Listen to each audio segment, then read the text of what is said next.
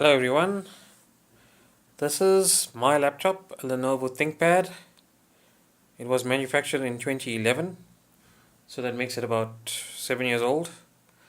Um, it's a refurbished laptop and I use it for my business use. I just want to demonstrate the speed of this laptop. As you can see, it comes up almost immediately. It's got Windows 10 loaded.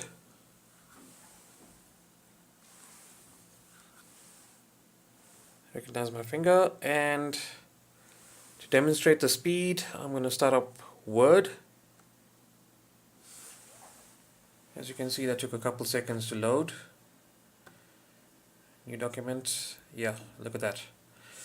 Now the secret to this is that I've upgraded the memory to 8 gigs and I've put in a hard drive called an SSD that speeds up the response times significantly. Now I've done this for a lot of clients that require a business grade laptop and can't afford the prices that new laptops are coming out with. And this is as good as, or if not better, than some of the new laptops that are out. It's definitely a viable alternative to getting your equipment, especially if you settle on a business grade laptop like I have here. They basically last almost forever if you take care of them. So it's a good alternative for you.